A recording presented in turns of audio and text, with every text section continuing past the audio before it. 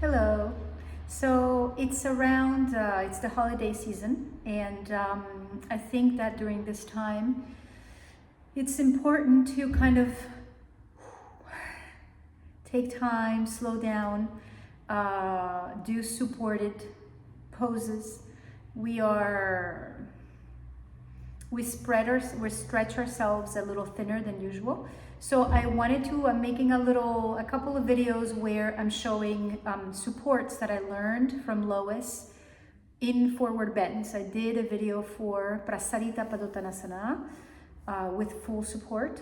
And I wanted to show you guys also a video for how to support your forward bends so that you're resting your forehead, you quiet the brain, the whole trunk is supported, so the nervous system has a support, a feeling of being restful and settling down. So it's because it's fully supported, it's prop intensive. So I'm showing you my favorite way of supporting myself when I do forward bends that are fully supported. And here we go.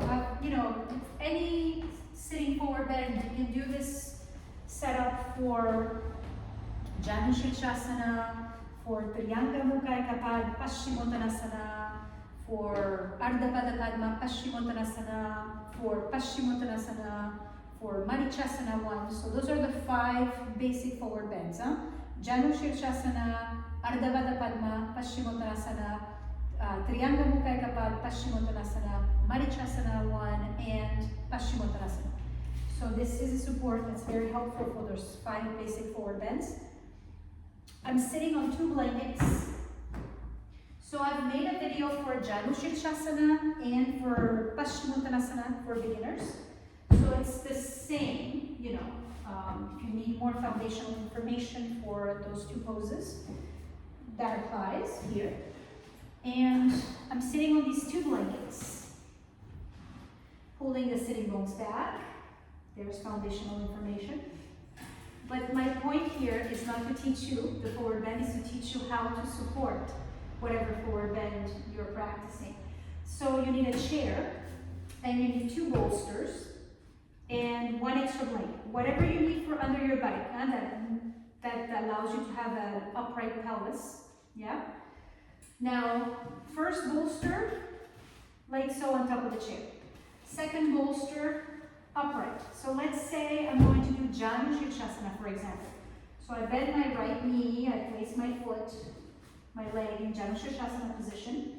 So my chair, if my hamstrings are not allowing me to have my foot against the rung of the chair because it means the chair is too far away, then you get your foot on the other side of the rung. You see? The foot of my straight leg. For me, it works to have my foot against the rung of the chair. So it depends on the length of your legs and the length of your hamstrings. Now here, I need a blanket for my head so my nose doesn't get squished on top of against the chair.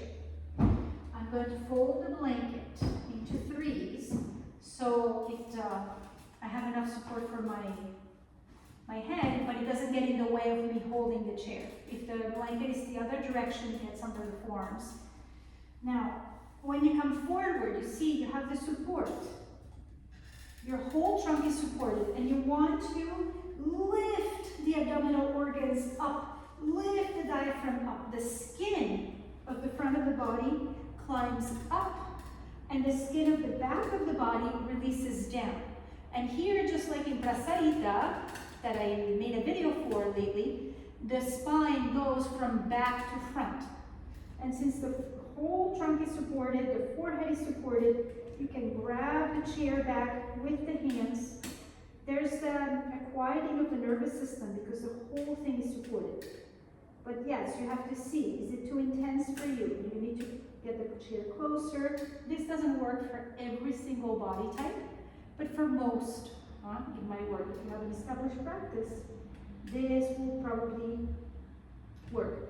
And then, after doing for a few breaths, holding onto the chair back, then you can kind of hold the bolster, you don't have to pull anymore. You can just be even more quiet, where you take the bolster in your arms and you just hang out here.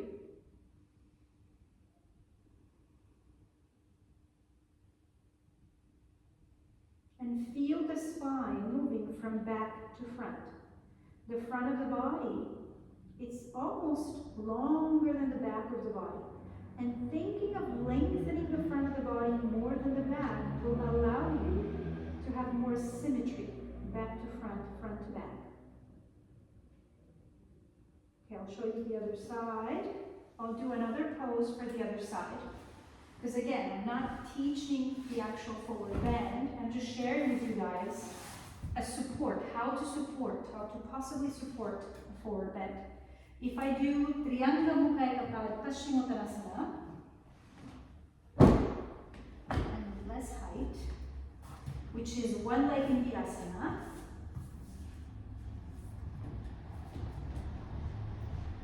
and one leg in Dandasana. So the understanding is that you have a basic practice of these poses before you start messing with so many props, so much setup.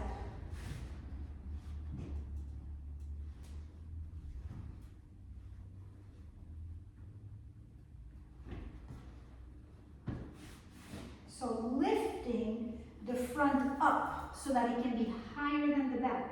And you can actually feel the front of the body climbing up.